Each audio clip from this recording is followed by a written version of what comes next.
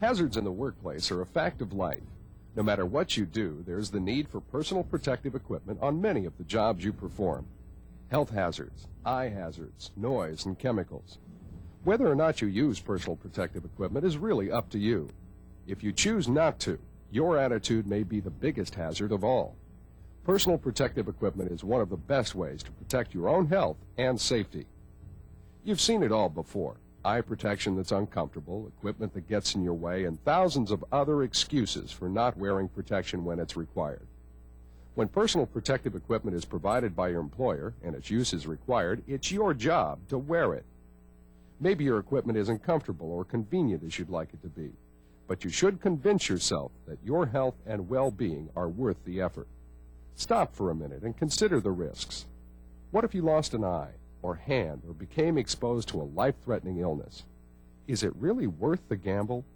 Of course not. Let's take a quick look at some basics of personal protective equipment. Earplugs or ear muffs can go a long way to avoid hearing loss. Adjust your muffs so they're comfortable and don't squeeze your ears. Disposable earplugs must be clean and fitted properly. Never insert dirty earplugs or use dirty hands when putting the plugs in your ears. Of course, earplugs connected to portable radios are not considered hearing protection. Safety glasses provide eye protection from flying chips, debris, and other eye hazards. Goggles protect your eyes from chemical splashes, and face shields are a safeguard when worn over other protective eyewear, such as safety glasses. Handy-dandy straps connected to your safety glasses keep them from falling off your nose, or connected around your neck when safety glasses are not necessary. Gloves protect your hands from chemicals, rough or sharp parts, and a wide range of skin protection.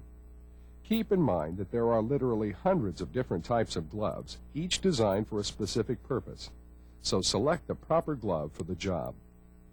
Respirators can protect you against a wide variety of dusts, fumes, gases, vapors, and many other health hazards.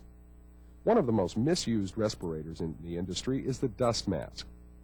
It's designed only for certain types of dust, but many people believe it's good for any type of hazard.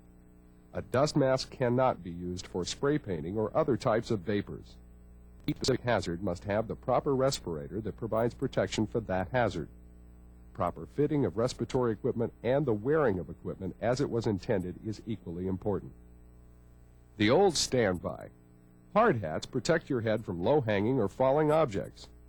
Wear hard hats as they were intended to be worn and never make modifications to your hat, such as drilling air holes in the sides.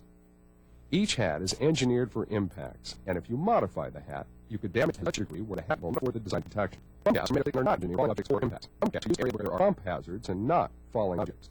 Many food processing facilities use bump caps solely for the purpose of containing hair and not for protection from impacts of falling objects.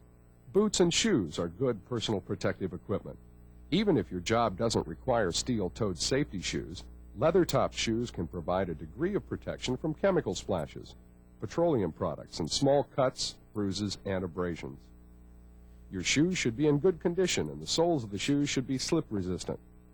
Keep your footwear in good condition, and always clean off your shoes before climbing ladders or getting into vehicles. Grease or slippery shoes can create accidents. Chemical clothing and encapsulating suits are used when there are vapor, gas, and other airborne hazards. When you're engaged in this type of work, more training is necessary to make sure you understand what protection is offered and how to specifically use, handle, and store the equipment. When we talk about personal protective equipment, the basic equipment just described comes to mind. But in a work environment, you must consider many other safety devices that could be lumped together with personal protective equipment. Machine guarding isn't just for one individual, but it could be considered personal protective equipment. Electrical safety devices, lock and tag-out procedures, barriers, warning signs, labels, and hundreds of other safety devices should be considered. Safety isn't just one thing. It's a combination of equipment, procedures, and each individual interacting together to make health and safety a reality. Let's say you're spray painting. A proper respirator isn't your only concern. It's how you handle, store, and use the paint. What precautions you take if the paint is toxic or flammable, so you don't expose others or create an explosion. It's cleaning your equipment when you're finished. It's reporting unsafe equipment or hazards to your supervisor. It's your attitude that really makes the difference. If you have a good attitude about safety, follow the rules and take the time to perform your job safely. You can't go wrong. Wearing personal protective equipment when it's required is not only for your protection, it makes good sense to protect your safety and health. Safety glasses can be a pain in the neck because you may not be used to wearing them, or respirators can get uncomfortable from perspiration, or perhaps the straps may not fit just right. Tennis shoes may be more comfortable than leather-top shoes. It may be a hassle not to wear safety glasses under face shields when grinding metal. Gloves may not fit properly, or they're 20 feet away and it's only going to be a short job. You're only going to handle a small amount of chemical, so you neglect to take proper precautions. These are attitudes, but they really don't add up when it comes to you, your family, and to the company. Safety and health are much too important to neglect. When you're required to wear personal protective equipment, then that's the professional thing to do. You won't regret it.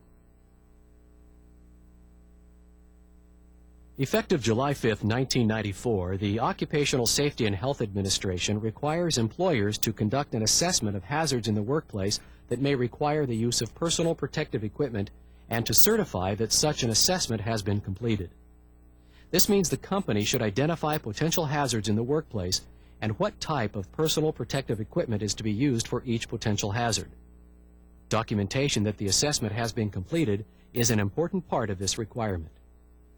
The new rule also requires employers to provide training to employees on identifying when such equipment is necessary, how to use the equipment, and how to properly care for and maintain personal protective equipment. Identifying when equipment is necessary should be accomplished by listing each potential hazard in the workplace, awareness of the hazards, and when personal protective equipment should be used. Generally, safety glasses, gloves, hard hats, safety shoes, and similar equipment is relatively simple to understand. However, specific training may be required of employees who work with pesticides, chemicals, and hazardous materials. Additional training may be required for those employees who may be exposed to respiratory hazards, as identification of these types of hazards are not always apparent. Self-contained breathing apparatus, respirators, and most notably dust masks are items of personal protective equipment that require employee training before using PPE. The stated purpose of the new standard is to improve worker acceptance of wearing personal protective equipment